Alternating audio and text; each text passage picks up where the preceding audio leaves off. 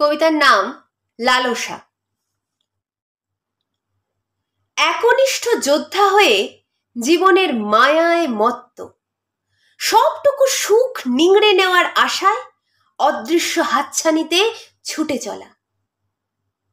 সমস্ত জায়গা জুড়ে রঙ্গমঞ্চ, নাটকীয় চরিত্র, কৌতুকের পৃথিবীতে স্বার্থ, হিংসা, অহংকার এবং অজ্ঞানতার রাজত্বে মানব জাতির অমানবিকতার ধ্বংসাত্মক লীলা ষষ্ঠ ইন্দ্রিয়কে ক্লান্ত করে তুলেছে।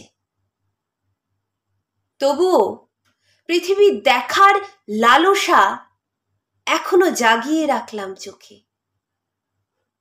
কর্ম, প্রযুক্তি, সুখ চাদরের আড়ালে দেখলাম মানুষ নিস্তেজ।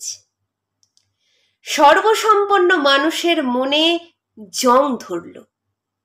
দেখলাম মানুষ টাকার নেশায় বুঁদ।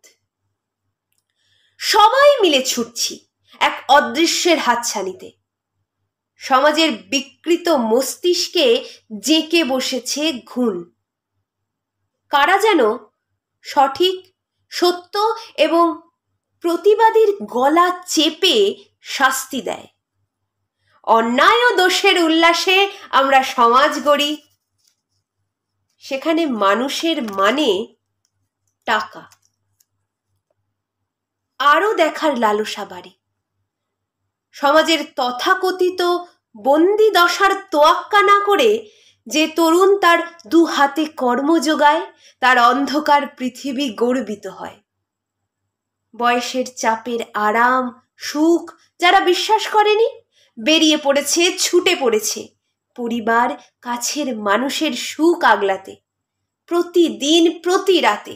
ঠিক তখন আরো একটু লোভ আসে, লালসা জাগে পৃথিবী দেখার।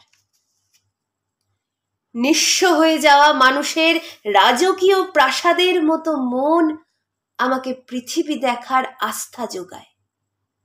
দুদিনের অভুক্ত পেট যখন অন্যের খিদের জ্বালা মেটাতে ব্যস্ত হয়, আশ্রয়বিহীন মাথা যখন অন্য মাথার আশ্রয় হয়, সুপ্ত আগ্নেয়গিরির অগ্নুৎপাতের মতো যখন ন্যায়ের মিছিল আসে, সত্যের জয়ের গান ওঠে, প্রতিবাদীর কণ্ঠস্বরে তখন সক্ষম শরীরে সযত্নে রাখা সমাজের অক্ষম মস্তিষ্কের লজ্জা প্রকাশ্যে আবরণবিহীন দাঁড়িয়ে থাকে।